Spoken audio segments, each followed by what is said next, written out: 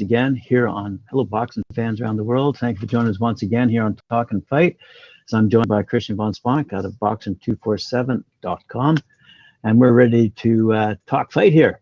Canelo, one of our favorite subjects, is up for discussion, and a few other people who've made the news and headlines of recent days. One of your favorite subjects is Canelo pound for pound the best. You've tackled this before quite well and argued that he's not. Do you want to lead the charge on this again? Okay, yeah. I'm not a Canelo fanboy. I'm not a hater neither. And he's probably the second or maybe third best pound for pound. The first one I've got to put is going to be obviously Usyk. He's definitely, I mean, cleared out cruiserweights, cleared out Duck Nobody, went into the heavyweights, effectively cleared that out, one belt to go. You know, that's up for debate whether he would win or not, but that is a pound-for-pound champion. Canelo, this is the difference. The problem is that I mentioned this briefly before, is that, and I've actually got stats in front of me now, or should I say good old BoxRec, and I can actually quote things instead of speak in general. Now, he was undefeated, Canelo, up until he ran into Mr. Floyd Mayweather in 2013. Obviously, Canelo wasn't at his peak then.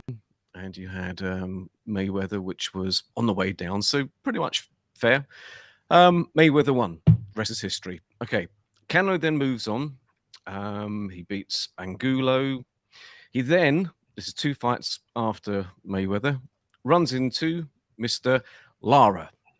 And the problem is he won a close fight. He really did struggle and he won a split decision. Because Lara was a mover. Now, I'm not bringing race into this whatsoever. My best friends are either black, Indian, whatever. So if I mention the word black, not to be confused with anything else, but Lara, a black mover, a black boxer. And Canelo does not get on with these kind of fighters, hence the Mayweather loss and the big struggle with Lara. So he got through that, skin in the teeth. He then ran into Mr. James Kirkland. I think I should just leave that one there because Kirkland really wasn't much of a fighter. No disrespect, but, you know, wasn't top tier. He had a punch to him, but that was it. And obviously he was exposed 2 or 3 times now. He then ran into Mr. Amir Khan, who was moving up many, many, many weights, being outboxed for the first few rounds until he caught, you know, Mr. Khan, which was going to be inevitable. But it still showed that Canelo could be outboxed by a mover.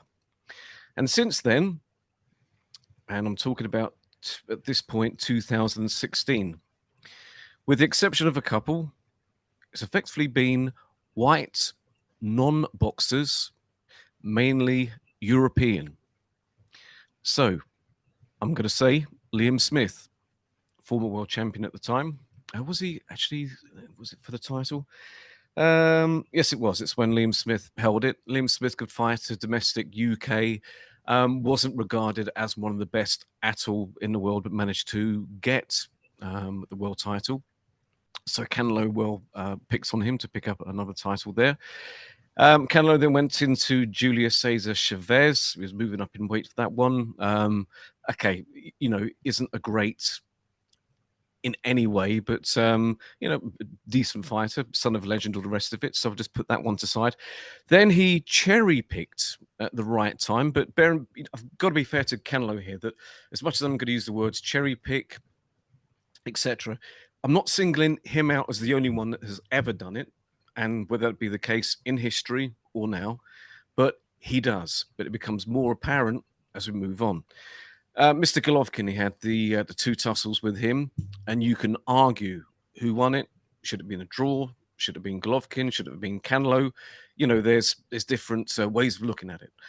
There were close fights with Golovkin, certainly at that point, not his best. And certainly if they do meet for a 3rd time, which is a possibility at the moment, because this thing with the WBC, Malunga being a possible candidate at cruiserweight seems to have gone very quiet.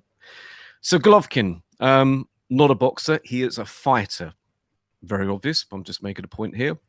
So the 2 tussles with him. Then Rocky Fielding, UK, who picked up a WBA, was it the regular title? I think it was. He went over to the European somewhere. He took somebody on. Actually, is a good win for Fielding, but certainly was not considered a proper world champion. Certainly the best at that weight.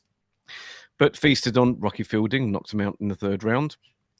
I think they pushed the boat out here, and this is when they went in with Daniel Jacobs. And this is when I think, as I'm scrolling up, bear in mind this is not pre-planned, I think this was the last black person who could move that he tussled with. Now, as much as it was a unanimous decision for Canelo, Jacobs did very well. He lost, but he certainly put up a very good fight. And at times, choosing my words right, Canelo did struggle. Okay, so did he learn his lesson at that point?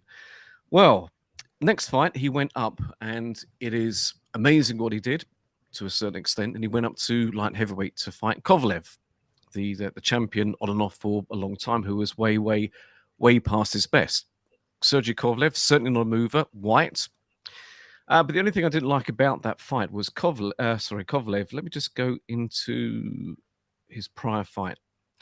He went out with Anthony Yard. Now, this was on the 24th of the 8th of 19. It's 24th of the 8th. And that was a bit of a life and death struggle. Yard, at that point of the stoppage where Kovalev won, luckily, was ahead of points. Now, it all finished in the 11th round. It was a KO for Kovalev, but he looked awful. Yard was not experienced, good fighter, but should not have been beating a reigning world champion at that point. And Kovalev wasn't what he was. But the point here is that the turnaround, I remember the fight being announced very quickly afterwards. I thought, what? This is really not right. Because that was the 24th of the 8th, and it was a draining fight for Kovalev. He then fights Canelo on the 2nd of the 11th. This was. So a good win for Canelo, knocked him out.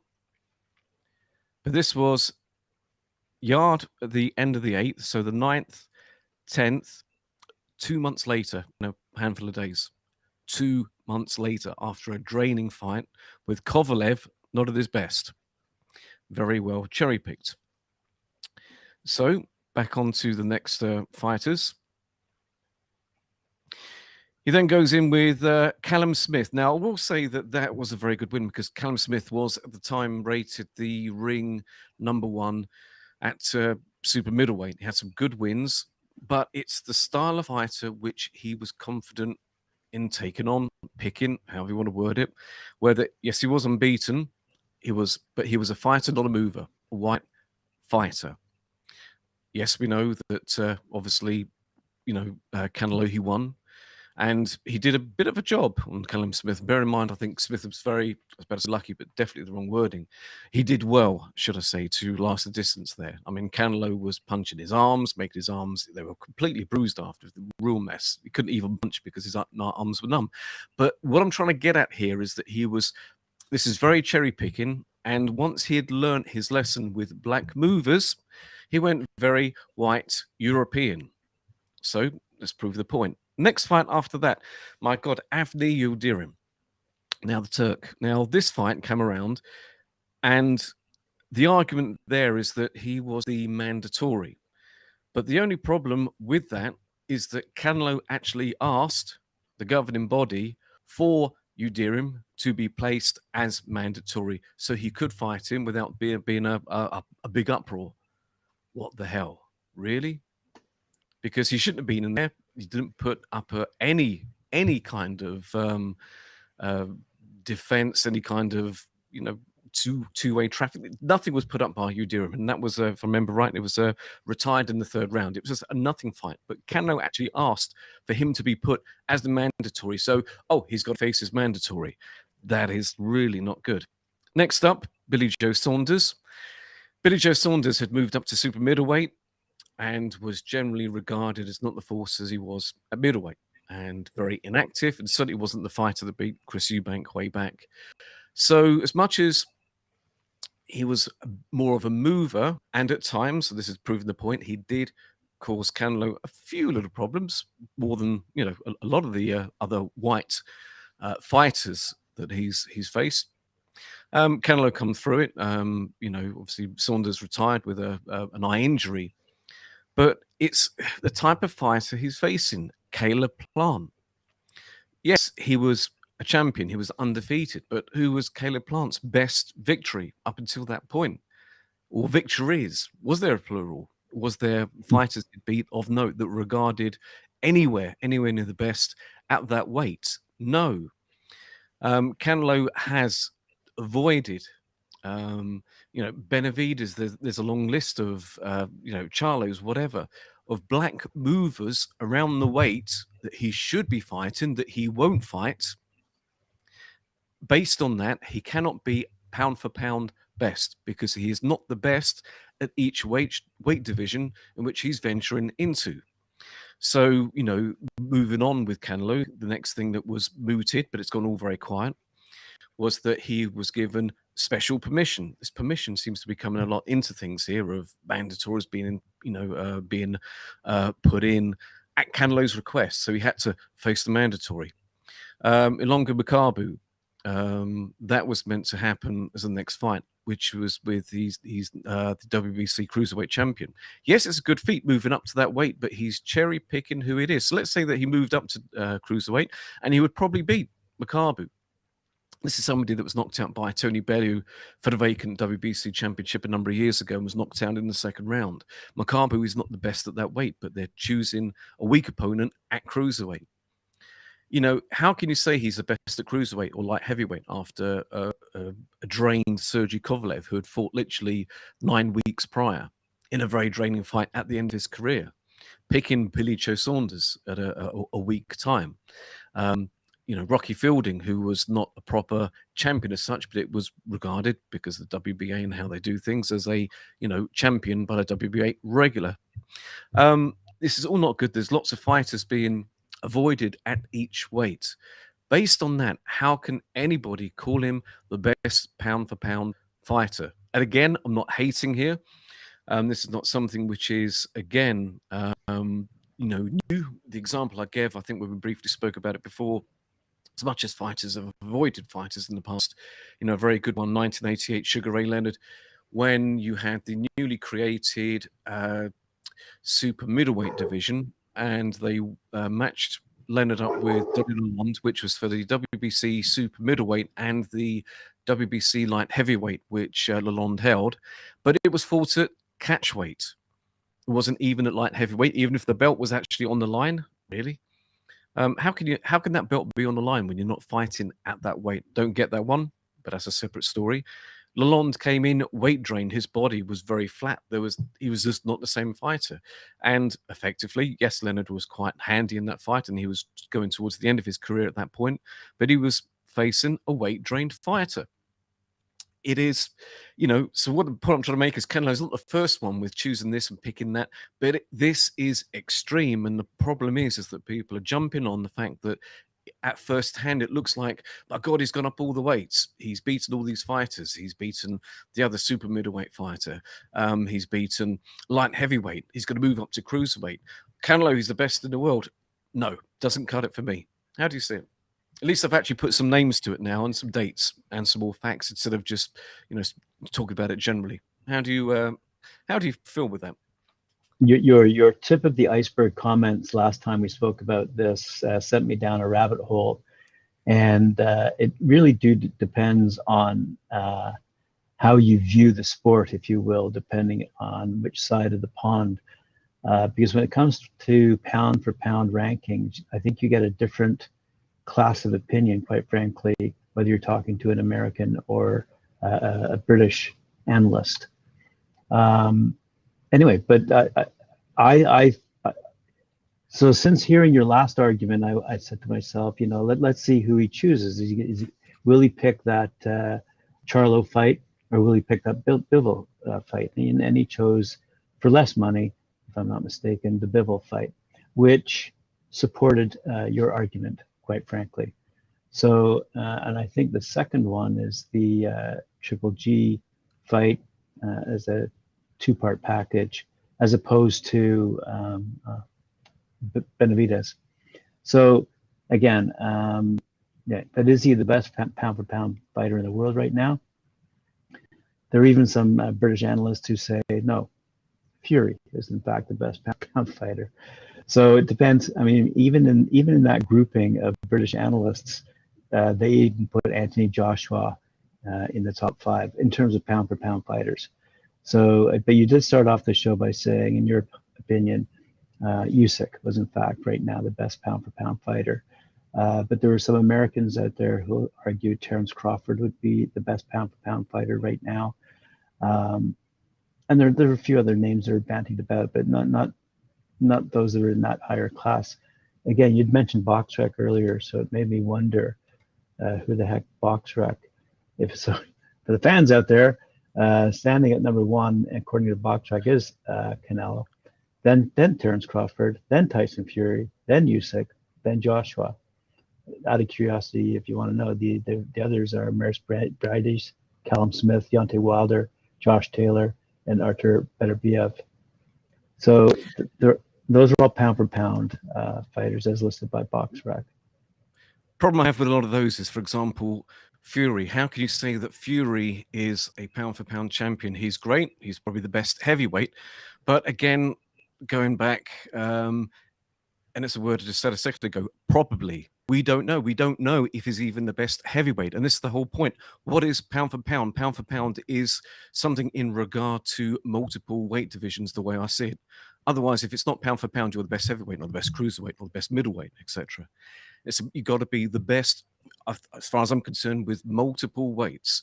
I've seen there's a lot of comments down here. There's got somebody making one clown comment. What black movers? Charlo, Andrade, not necessarily Andrade, because down at middleweight, but what I can say is just look at BoxRec or look at anything with the top 5. Whatever it's picked. There are multiple ones that he is basically avoiding. It's a fact. He is picking certain ones. Kovalev. There's multiple light heavyweight championships. Why did he go for Kovalev? If that's not picking a fight and the best example, what is? He fought 9 weeks. He's at the end of his career, 9 weeks after a draining fight against Anthony Yard.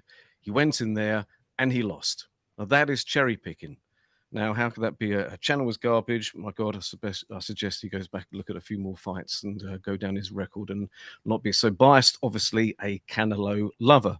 Bivol. Somebody which that'd be a better fight, because at least Bivol is undefeated. He's in light heavyweight. He's regarded maybe as the best or one of the best.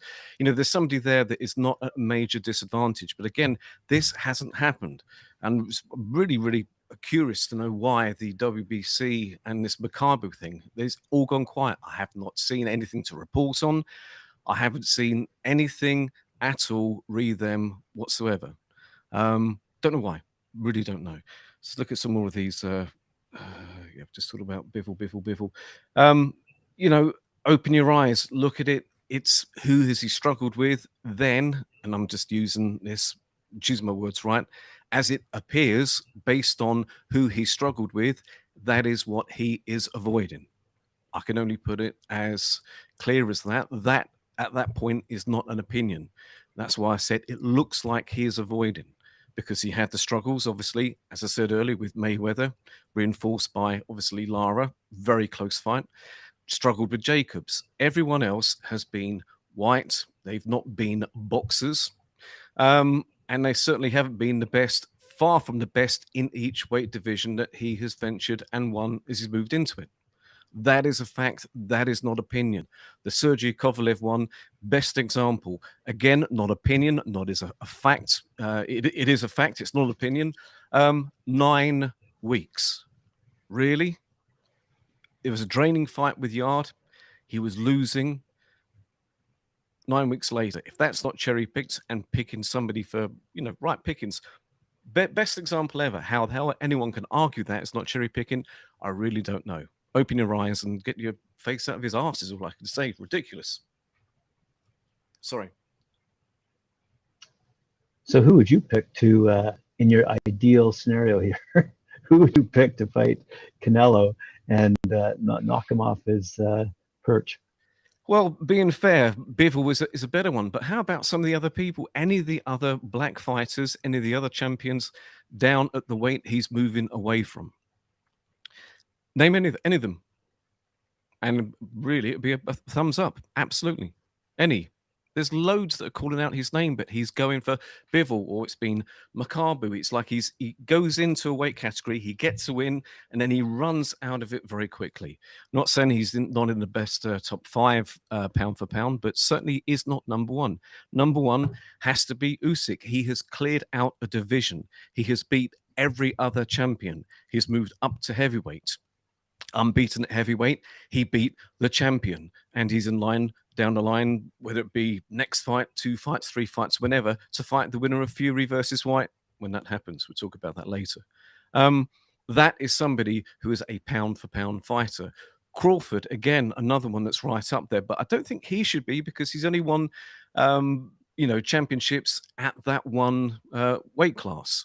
Right. If somebody else I put right up there is Josh Taylor, as it comes up on the screen, who is about to move up, if he's successful, obviously, against Catterall at the weekend.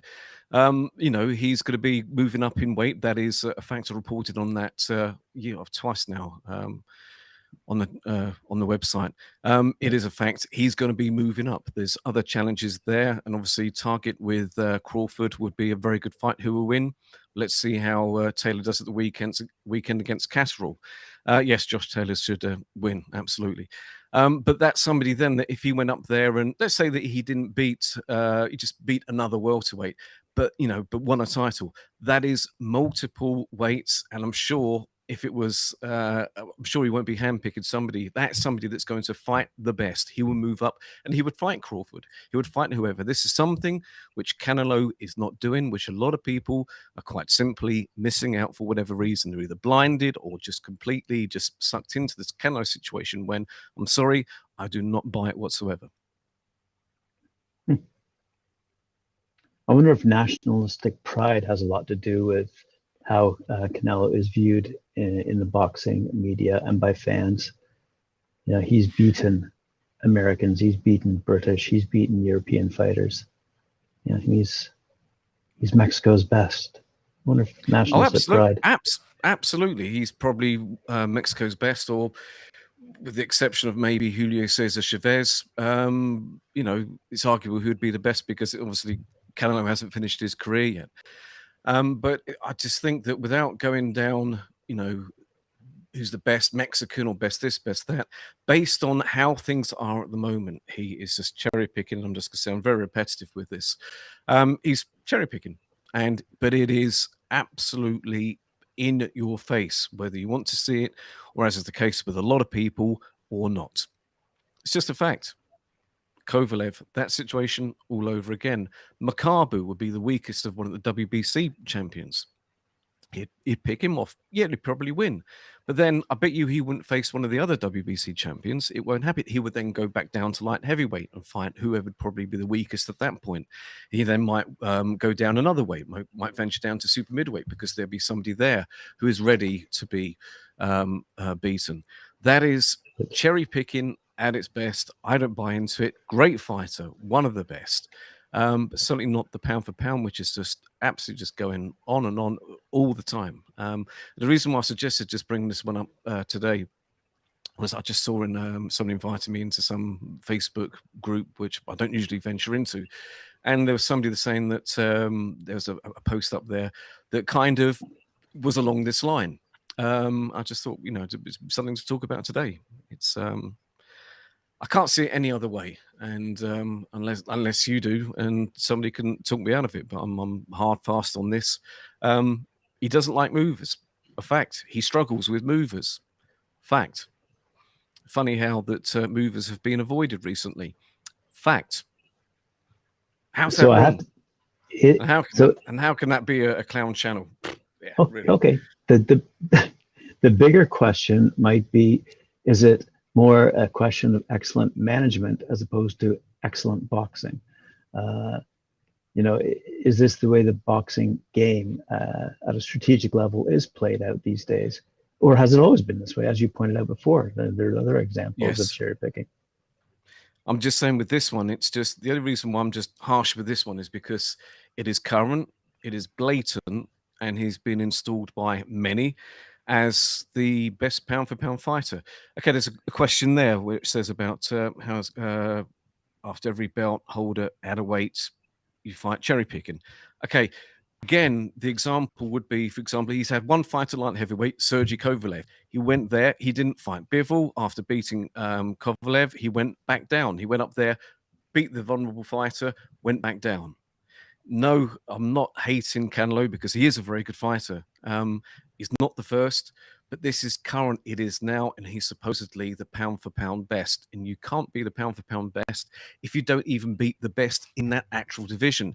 Yes, he's going into the actual divisions and beating a champion, or as was the case, super middleweight, and he wiped out all of them. But that was a one-off, I do believe. Without, as far as I'm concerned, it was a one-off.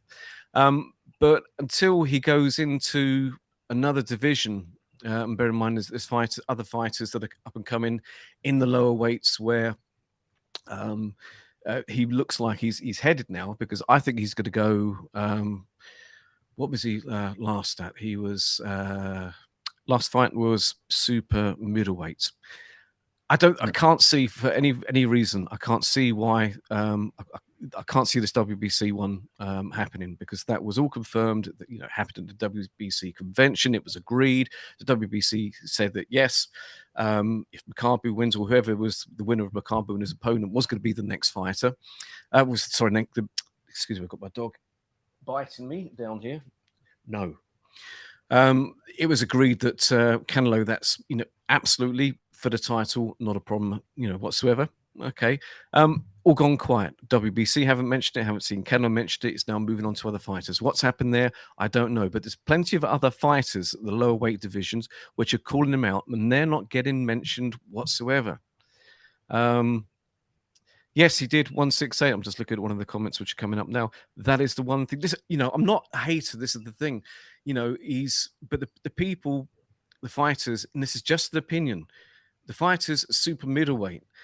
This was fighters which were beatable, which he was able to clear out. Absolutely, he's great. He's one of the best. He cleared out that division.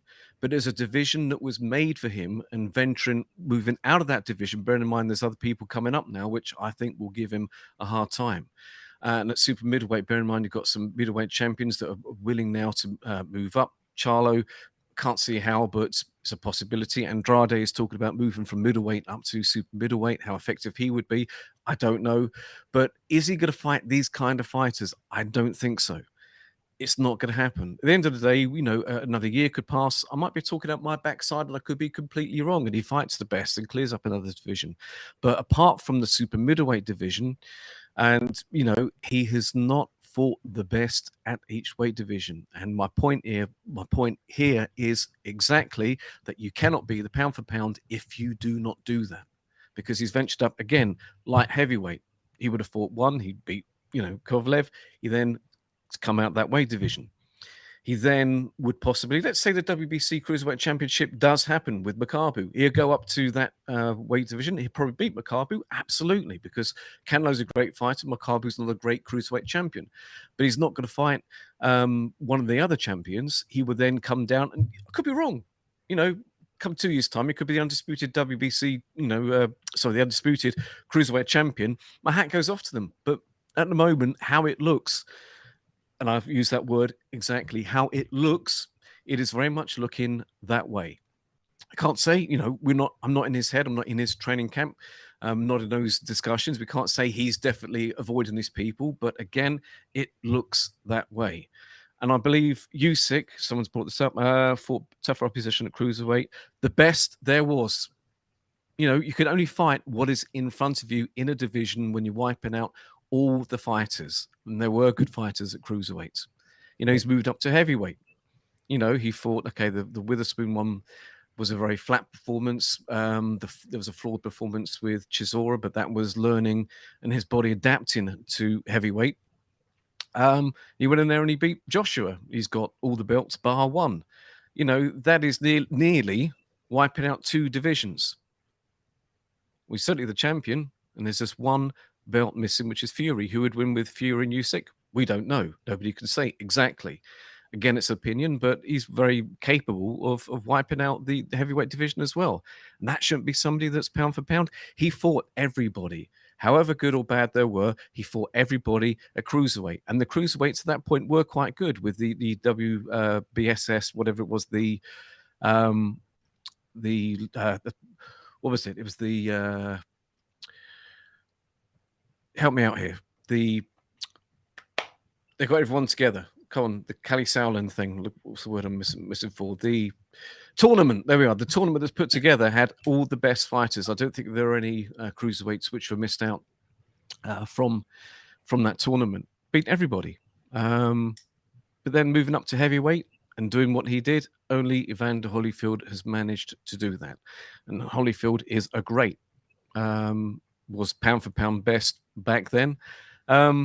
I just think I stand by Usyk. Not that I'm a great Usyk lover, or there's any hidden agenda with race, and I support him because I'm from over there or something. No, I just think that on merit, pound for pound, pound for pound isn't just the best in your division.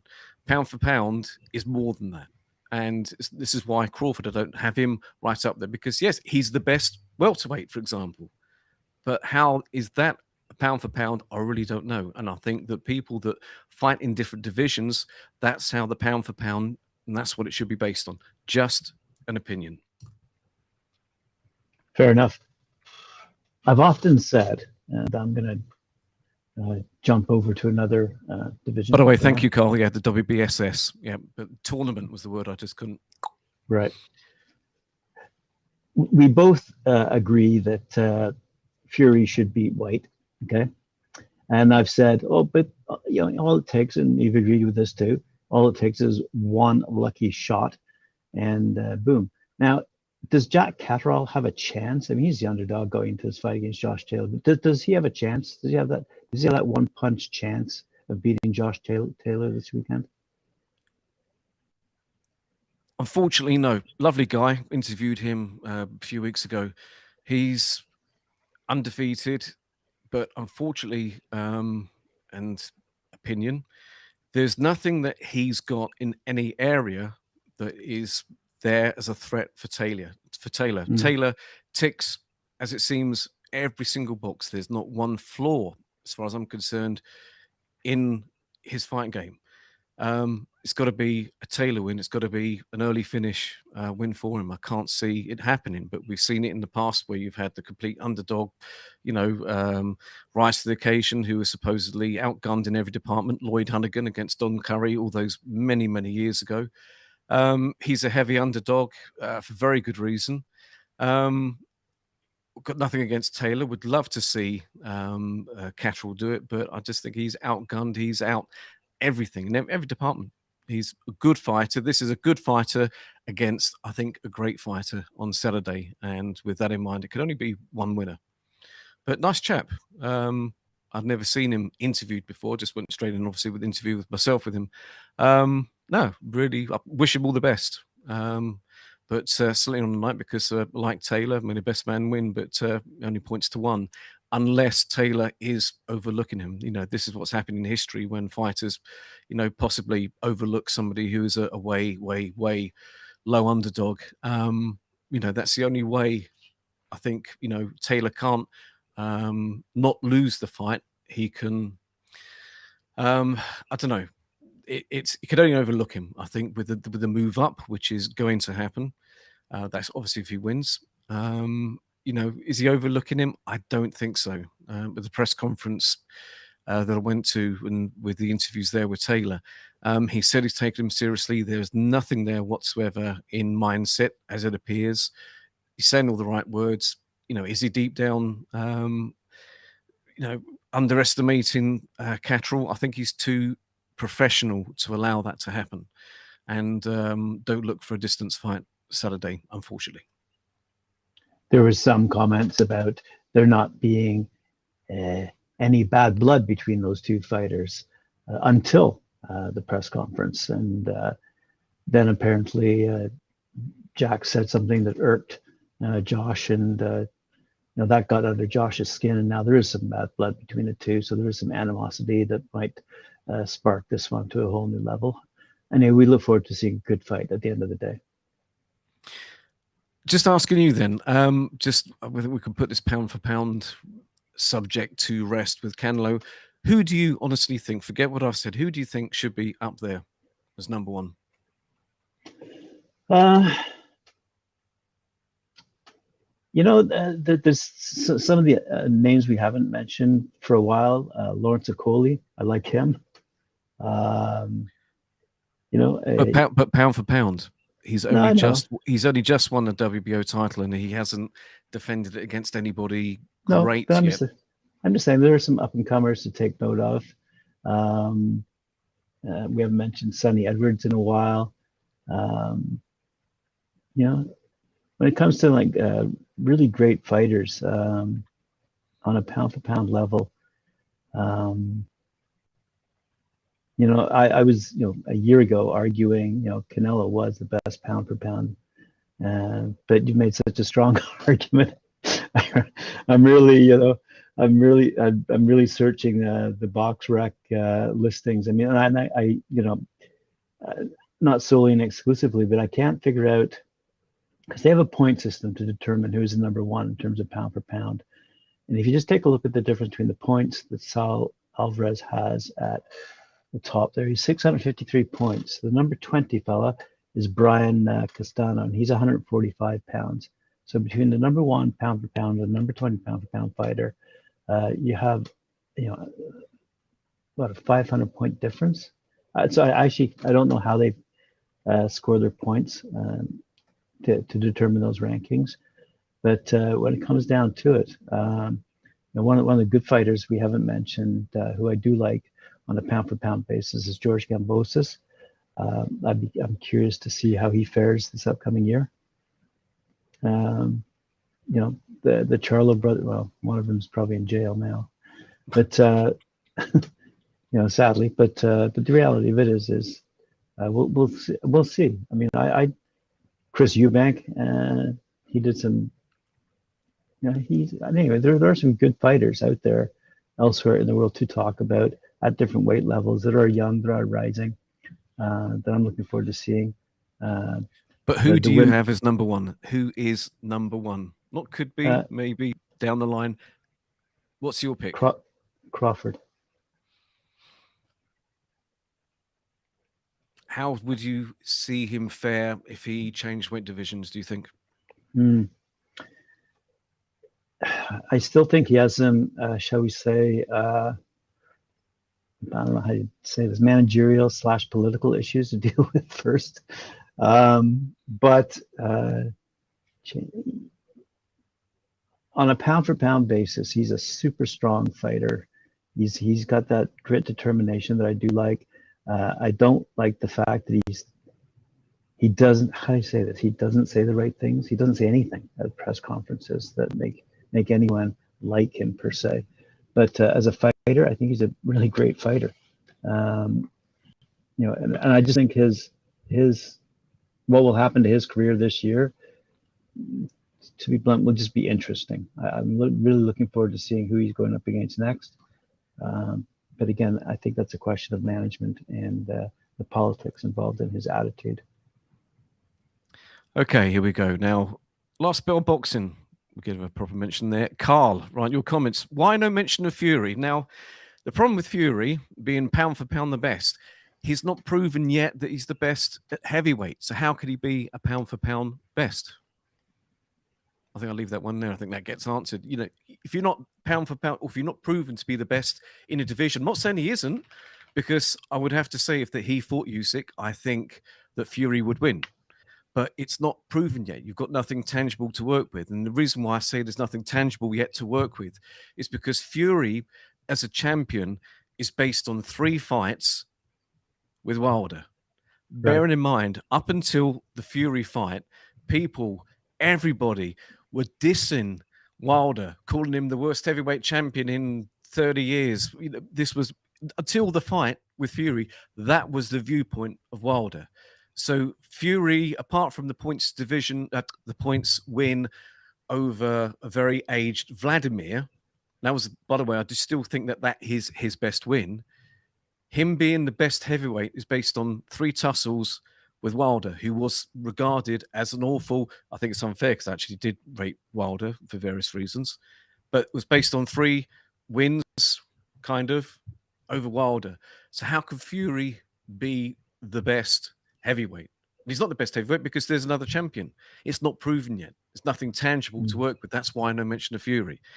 Chris Eubank, I'll leave that with Graham. With that, the obsession with pound for pound having to jump up weight classes. Well, this is the point, pound for pound. How else, moving up different weight classes, what is pound for pound then? What is it? It's how good the fighter is within that division. Point one. Now, how the fighter is in that division.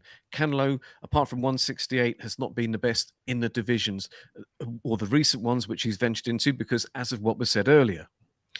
Now, I just think that by the obsession with moving up and around weight classes is that it gives you an idea of how that fighter fights against other champions in different weight classes. Otherwise, what's the point of having who's pound for pound the best? What are you gauging that against?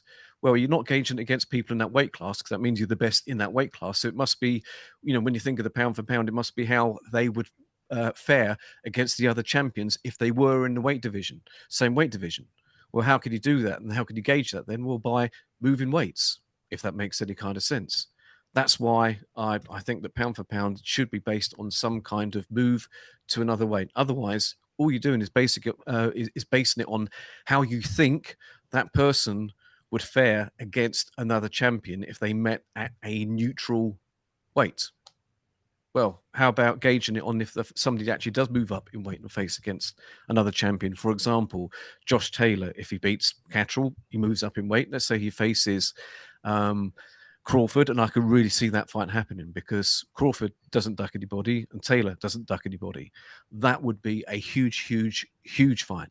That would gauge more, especially with Taylor, if he claimed those two outright weight divisions. Definitely number one. I mean, he's arguably, for me, just in my world, number two, number three, around there. Top five. What are you looking at? Canelo, Crawford, Usyk, Taylor. You could search around in the lower weight divisions. But the problem I have, based on how I like to judge personally, pound for pound is obviously moving up in weight. So obviously, the lower you go, the easier it is to move between the classes anyway.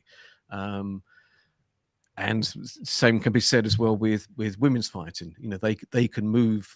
Saying that's a little bit different, because they move up in weight and get multiple weights championships, because of the depth within women's boxing is not very deep. So that's a bit of a separate one. But no, my obsession with, just going straight back, full circle back to the question, is that I think the weight classes, and my obsession with that is, seeing how a fighter will fare against somebody else in another division. Otherwise, what is pound for pound? Somebody else tell me if I've got the wrong end of the stick what pound for pound is. It's how dominant that person would be and would fare against another champion or another fighter. Have I got it wrong, Graham? No, not in my book. What changes the scenario? What else can it be? If it's not how one would fare against somebody else, what other tangible variant can there be? With what else could it be? Have I got pound for pound wrong? No. Have you ever heard any other, how somebody would fare against somebody else? A good example of great pound for pound would be Manny Pacquiao. But here's the intangible. Right. So the intangible here, I boil it down to, is management. So here's a great example. Here's a screaming headline. Eddie Hearn reveals he has urged Kell Brook to snub Chris Eubank Jr. fight for a British blockbuster against Conor Benn after a sensational victory over Amir Khan. So I'm just saying, like, that's, it's not really necessarily, shall we say, up to the fighters who they want to fight.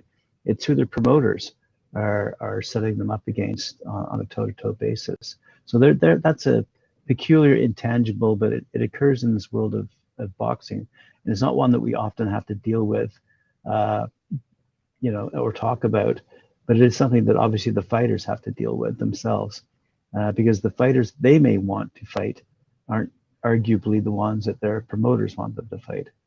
So that headline kind of, for me, says it all, because I would like to see the best of the best always go toe to toe, but typically that might not make sense if you're a promoter looking for,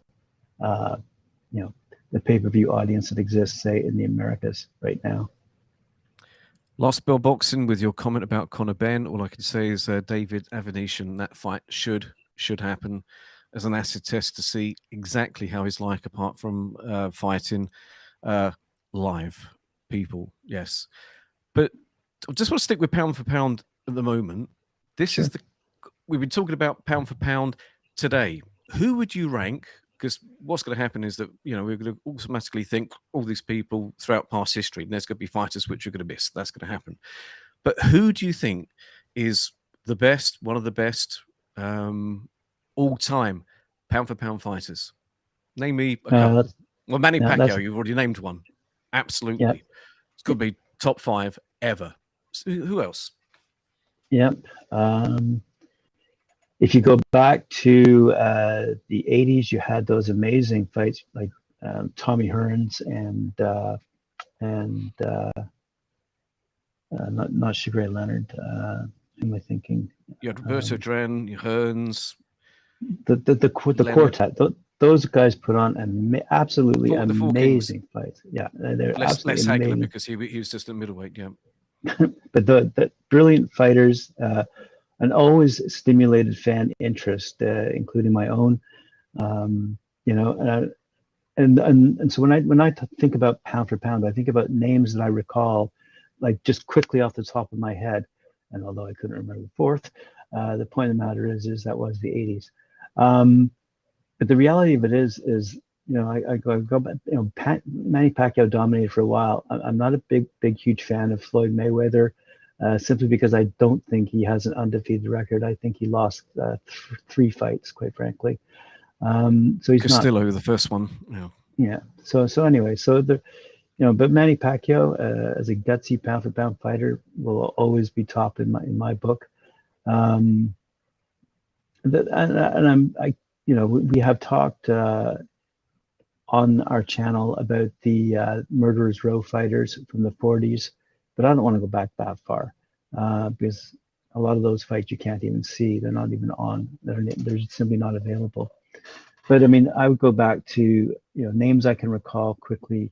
Other than the heavyweight division that I followed as a teenager back in the 70s. When Muhammad Ali and Joe Frazier were headlining practically every week. You can't really avoid those kinds of names. But it's hard to argue on a pound-for-pound basis these days whether they would even be able to go toe-to-toe against some of these absolutely massive heavyweights that are entering the ring. So it's hard to argue pound-for-pound from fighters in a day gone by versus fighters today who have a tremendous advantage, I think, in terms of the training that they go through these days as opposed to the training they went through, say 20, 30 years ago. I mean, the technology has certainly changed things these days for fighters. The medical assistance they have, the psychological assistance they must have these days would put them, inches above the competition of a day gone by. You talk to Tim Witherspoon, for example, as we do, and he'll tell you, his training regimen was so simple, compared to what these fighters go through today. So I can't really compare pound for pound from yesteryear compared to pound for pound today. But spanning that gap would be Manny Pacquiao. Well, there's another modern day one, or semi-modern day, and I'm going to get shot for this. By the way, we've lost the comments, which is a shame because we were getting some really good. Well, I've lost the comments anyway.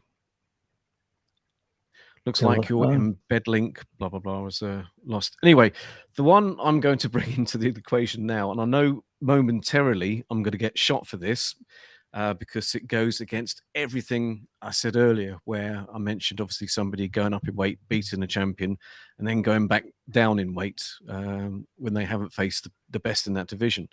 But the person I'm about to mention is not based on their extreme weight climb and succeeding in that division. It's based on what the fighter, beat around the bush here, Roy Jones Jr. Now, he went up to heavyweight and I'm not condoning this because this is doing exactly what Canelo did, or could be doing with the WBC, with Makabu at cruiserweight. I mean, he'll go up there, he could win that if that fight never happens, and I'll tell you, he would leg it straight away. Absolutely. Okay. Now, Jones did the same thing. He went up, obviously, to heavyweight. He beat the WBA champion, John Ruiz, who's one of the weakest heavyweight champions ever. And then he went back down to light heavyweight.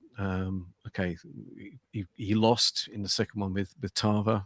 Rest is history, the rest of it, because that was his downfall. And we've spoken about fighters that move up in weight and then back down in weight towards the end of their careers. It finishes them, but that is a different story. But you see, for me, Jones was a great pound for pound, great because of the divisions that he conquered. Bear in mind, he turned pro at light middleweight. He won championships at middleweight, super middleweight, light heavyweight, heavyweight. I won't say cruiserweight because it was only the IBO, or I think it's the IBO he won. But we take that out of the equation. So at the top four, middleweight, super middleweight, light heavyweight, and heavyweight. But I'm basing him on being one of the best pound for pound fighters with obviously the victories and the people he fought: middleweight, super middleweight, light heavyweight. Didn't avoid anyone. I don't know, actually, light heavyweight, you had the Polish champ, the WBO champion, I can't pronounce his surname, but who was unbeaten at the time, long reigning WBO champion when the WBO was still lightly regarded. But I think, I was about to say, I think Jones avoided him. The fight didn't happen for whatever reason. That one fight aside, he fought everybody and beat everybody in those three weight classes. That is somebody that was a proven winner, champion, and for me, definitely pound for pound great. Up there, top 5 ever. Had somebody, I try to think, who come up in the comments earlier. You had Oscar De La Hoya. Oscar De La Hoya, absolutely. Great example. And that's one that, I'll be honest with you, I would have forgotten if I was rattling them off right now. Absolutely. Mayweather, I know you personally don't like him. And yes, I think there are some questionable decisions. I think the first fight, Mayweather with Castillo, I thought the first one Castillo won, even if Mayweather did quite convincingly win the rematch. I thought the De La Hoya fight with Mayweather was very close. That was a split decision victory for Mayweather. That's questionable. But those aside, I still think that he's one of the best pound for pound best.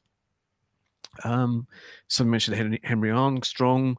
There's a number of them. We can showing about the comments because we could have brought up a great list. But full circle back to my point, just again with this obsession with weight classes, I want to look at what exactly is what the supposed definition of pound for pound is, because my interpretation always has been how that fighter will fare with the other champions. Well, how can you compare them if they don't actually fight each other? So if someone's going to fight, move weight classes, and go up there and fight them, win, lose, or whatever, then you've got one way of actually gauging them instead of just, fantasy. I stick with that. That proves it. I don't think it's the outright... I think it's the main factor, I personally think, with who should be the best. Or if you've got a number of, say, for example, you've got a top 5, and say, for example, you had like Taylor, as an example, with Crawford. They're great champions in their division. Fury, a good champion in division. We don't even know if Fury's the best heavyweight. I've lost the point where I was going to make with that one. But, it's... that's it. If they were all, if you had, say, for example, top 5, and they hadn't ventured out in their weight class, how can you tell who then is the best if they don't go out of it and go out of their comfort zone? I think by doing that, separates, as a fighter, the men from the boys. It's okay being a champion. It's okay being a dominant champion. But if you then test the water, test yourself, and do things that other fighters don't do, and that is going up to different divisions or going down, bad move, but that would, for me, separate the men from the boys. If it was all equal with all the fighters, if they're all hadn't ventured out the weight class, etc., and they were just each one just dominant in their own division. If you had somebody that was dominant and done it in different classes, that person will actually be top of the tree for me. That person would be Usyk or Canelo. But Canelo, for me, cherry picks. Usyk doesn't. So for me, Usyk number 1, Canelo number 2, followed by Taylor, Crawford, etc. That's how I see it. That's my reason behind it. But again, an opinion. That's how I see it. Might not be popular, maybe, whatever. But that's my take on it. And that's what I wanted to bring up today, only because of what I saw yesterday. But I see it a lot anyway, but I don't get time for forums, etc. But I just, briefly flick around. You see Canelo the best. Really? Right. Take away the handpicked fighters. There's some great wins there, and he is a great fighter. There is no doubt in that. You cannot doubt that. But these extremes, it's too much cherry picking. That WBC, fight with McCarthy has gone dead quiet. But on the subject of the WBC, and I think we can come away from the the Canelo situation now, if that's all right with you, unless you want to talk more Canelo, is the WBC and a bit of news this week that was a bit odd, and I'll explain why, was the signing or the pen to paper as such with Dillian Whyte and Fury. Now, if I remember, let me get it right. Fury signed for the fight. Sorry, Whyte signed for the fight, and he did it on midnight, whatever night it was. Was it Monday night? Yeah. I think it was. Yeah. The deadline was 6 a.m. GMT. Right. So 6 hours before the deadline, he signs. Big news, reported on it, etc., etc. But it's not even on the WBC website. And he signed, and it's like, and there's nothing. That signature, that signing on the line, had to be done to possibly keep it alive because there was a deadline. But again, it's gone very quiet to the extreme of the WBC. It's not even on the website that he signed. I thought, I did my post, wrote it, posted it, got in there quite early, lots of hits from it. Fantastic. The WBC, curious to what they say about it, and nothing. Odd. But we don't even know. We don't even know where it's going to be or when it's going to be. Right, they're saying April the 23rd. It's likely to be Wembley with Cardiff Principality Stadium as the second choice. They're saying that because they've just got the situation with if they're going to have that many fans, all the rest of it, and the still COVID thing that's going on, even if restrictions in the UK are or have completely lifted, etc. They're saying that without being open air, all the rest of it. But then again, isn't Wembley? Well, there was some reasoning behind it with the way that the ceiling is with the stadium, that could be the viable option. But it's looking like Wembley. It's looking like the 23rd, but that is nothing new anyway. That was what was being floating around for quite a long time. Because again, I was right in that. Posted it, and I went back to a previous post a couple, 2-3 weeks prior, and it was still that rumored date then. So there's nothing new apart from effectively Whyte had to sign on a dotted line, otherwise, the deadline would have been breached. So do we know any more about the fight? Really? No. Do we know anything more about rematch with Usyk and Mr. Oh, God. I'm sorry, I was working till 5:30 last night. Anthony Joshua. Yes, Mr. Joshua. The rematch there. It's all gone very quiet. Yes. We know more. We know no more really about the heavyweight division. Who's definitely going to be fighting who, on what dates and in what order and whatever. We know no more. I just think that was a bit of a false. Hip hip hooray that it's finally been sorted, because he had no choice. There's still supposedly arbitration with Dillian Whyte and the WBC. What they're trying to sort out there, I don't really know, because I thought the purse situation had been sorted out. And by the way, I love that way. I don't usually sort of sing the praises of the WBC, but I love the way in which how it's been done with the split, with you've got the total purse. They take 10% out of that, with what's left. Fury getting 20%, Fury getting 80%, White getting 20%. Then that 10% of the gross amount that was taken out then goes to the winner of the fight. That, I think, should be done more often, because it gives that person more motivation to win the fight.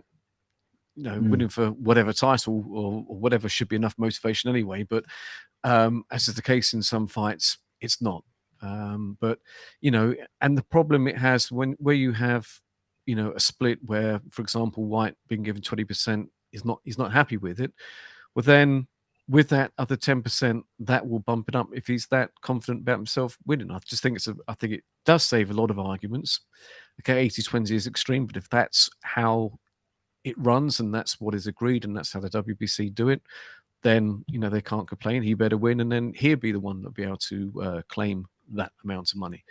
But the way they've done that, apparently they've only done it once before. I think that's such a good way of doing it, because this thing that, winner take all, I think it's crazy, because as much as a fighter may truly believe that they are going to win the fight or the rest of it, if you don't, to go through everything that you've done and, paying for all the camp, et cetera, and, paying for the team and paying for this, that, and the other, and not getting any money is a bit harsh.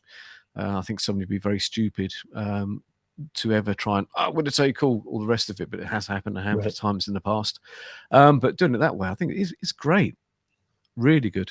Do you think that's a good idea? Yeah, and I would argue that it's probably Eddie Hearn flexing his muscles. No, because he hasn't had much to do with this with White, and this is something there's a little bit of mystery over this one, because White is self-managed. Now, I thought Hearn, I'm guessing like yourself, thought that he was the promoter of White, but apparently, chap from Boxer has had something to do with it. I'm saying the words right, apparently, blah, blah, blah, the rest of it, because no one has said absolutely 100% for sure what has been going on because there's a lot of cloud, there's a lot of mystery over this whole thing. Firstly, why is it so quiet? And who is the person actually sorting this all out? Surely it was meant to be Frank Warren. He's the one that's going to be paying the money. He would have been in the mix. But why would you have Ben Shalom from Boxer in the mix as well? These are rumors. They are unconfirmed reports, but no smoke without fire. There's got to be some truth in it. Heard different things, but that's the most consistent thing. So was it Eddie Hearn? Apparently he's not had a lot to do with it. Just a rumor or unconfirmed report.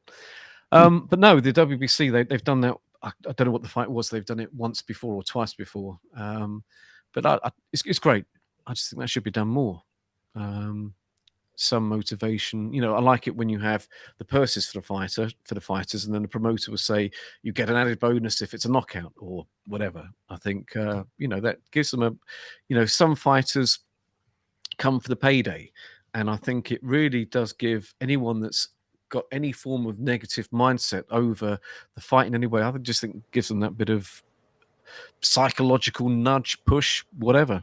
I think it's good. All right, if this is going to be a review preview, bearing in mind we're now an hour and 6 minutes into this, Amir Khan versus Kell Brook, your take? No surprise to me. I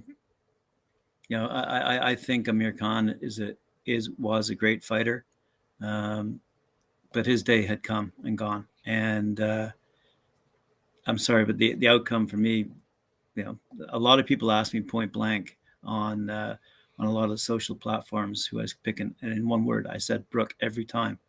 There was no explanation necessary. I just thought that's who was going to win the fight, and I was right.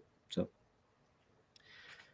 It was always down to, and it's an obvious statement, as I said last week, but who had what left? And the question was answered that Khan had less left, so hence the outcome. The one thing that is a little bit of a shame, possibly, again, it's an opinion, I might get shot for this, is that Brook looked really good in it. Now, absolutely.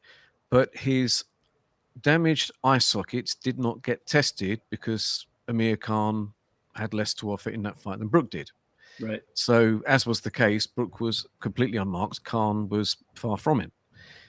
And now what's going to happen is that, in a way, I get it, that he's going to go in with some other young lion. This is where you will see Brook beaten, and it could be a bad defeat. Brook, don't get me wrong, looked really good. He looked very good. But putting it into context, Brook looked really good against Crawford with his, the prior fight to Khan. He looked very good against Crawford until getting caught by Crawford in the eye socket. And then the fight was effectively over at that point.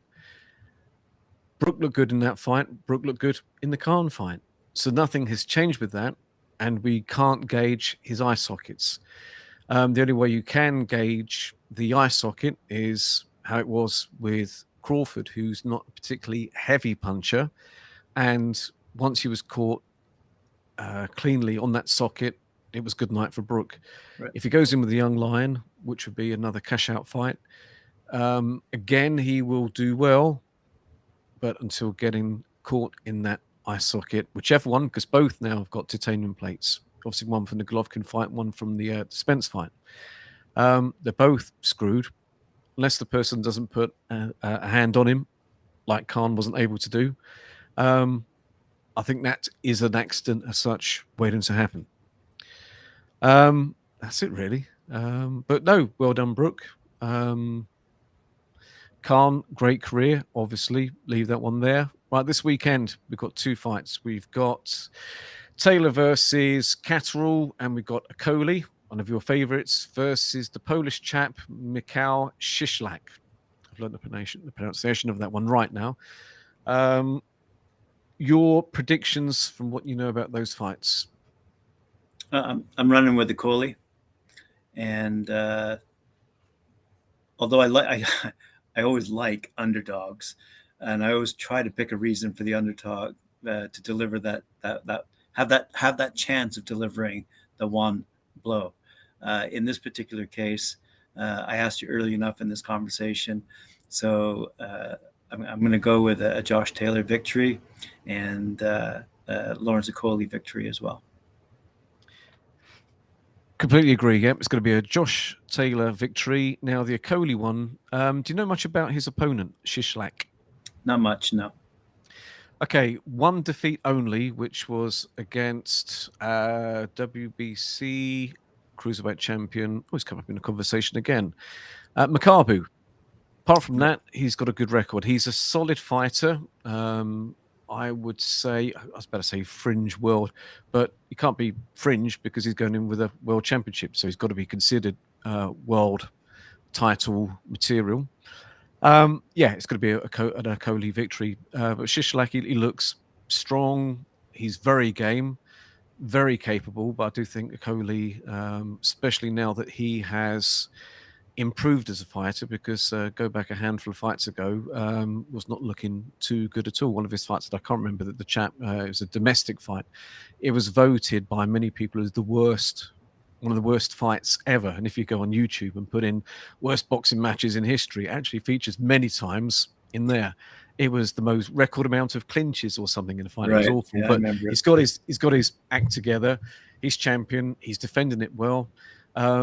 He's going to be moving up, I think, at some point. The only problem, I think, with him moving up, I mean, he's got that frame, which, bear in mind, he's young as well. Yes, he's going to move up. Now, I don't think he's going to... Would he go straight up to heavyweight? I don't know. Would you really want to go from cruiserweight up to heavyweight with how the heavyweight division is at the moment? Because bearing in mind that the problem you have is how hot it is actually at the moment. I think it's a good division at the moment with who is there and who's coming up. And I think that the competition's too strong there. And the problem is, even if you were put into the mix, when you're going to get your shot anyway with, as we discussed last week, it's not going to be, if you're a mandatory, you're probably not going to get a sniff of anything for about 2 years or something. So what would you get by moving up to the heavyweight division? So what is there in between? Well, you've got the WBC Bridgerweight. who's got Oscar Rivas as the champion, and I do rate him as a fighter. It's very good. 1 defeat against Dillian White. That is it. He's going to move up, I think. Not a choice, but how his future holds moving up, I really don't know. But back to Sunday night's fight. With Shishlak, I think it's going to be a late stoppage or points victory. But I think Shishlak is going to come in very game. I interviewed him as well a few weeks ago.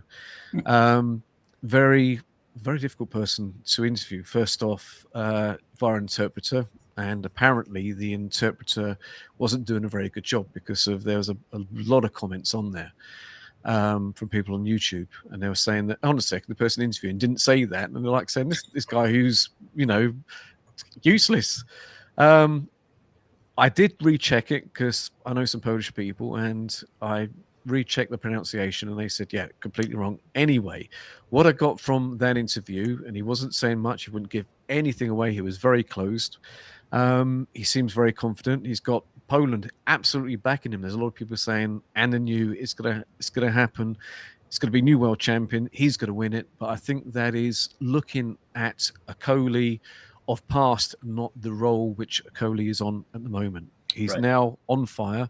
Yes, he hasn't fought any great fighters while he's on fire. But what is a definite fact is he's better than what he was. The Coley of now, as it appears over the past handful of fights, will, I think, beat Shishlak, and I think it'll be a distance or a late stoppage at most. If it happens early, then I think I'll definitely be very sold on a Coley. But before moving up in weight, whether it be, as I said earlier, with the bridger weight or moving up to heavyweight, which I don't see much point in doing unless he's forced up there. Cruiserweight, you should really, I think, go in with the other guys. There's enough good fighters at cruiserweight. He hasn't fought them yet. How will he do? I don't know, but Sunday will be a good gauge of how good he is, especially as you've got the barometer with, obviously, Makabu, who's one of the current champions against him, and that went on points. I think Shishlak was down once. If Coley knocks him out, I think that would be making a statement and a good barometer to how Coley will fare against the other cruiserweight championships. So, an interesting fight with that. That's it. I think that's about it for this weekend. There's lots of other fights, but they're the ones which are taking the headlines at the moment. But the Taylor Catterall fight, I think it's too early for Catterall as well, which is a shame. But there's nothing I think that Catterall does that would cause Taylor to raise his eyebrows about, apart from Taylor being just overconfident. But I just think he's way too professional for that. Yeah. So based on that, it's going to be, regardless, an early night. And I think probably around mid rounds. I think you take it easy first couple of rounds to see what he's got. He would then up the tempo, put the heat on, mid round, sort of 6 to 8 for me. Nice. But my crystal ball sometimes gets it wrong. Apart from that, I'm out. As it says in Wikipedia, these pound for pound rankings are all subjective. So this is all opinion, and all it takes is one knockout punch and you're down. So, and some people do not like a different opinion from theirs, as one of your comments said. But tough luck. That is mine. You stick to yours. We'll see who's right. That's right. Good stuff. Well, thanks again for joining us once again on Talkin Fight. Appreciate all your comments and opinions. They are well appreciated. We'll see you next week, next Thursday, for another weekly wrap up. I'll find something really interesting to talk about. Leave it with me.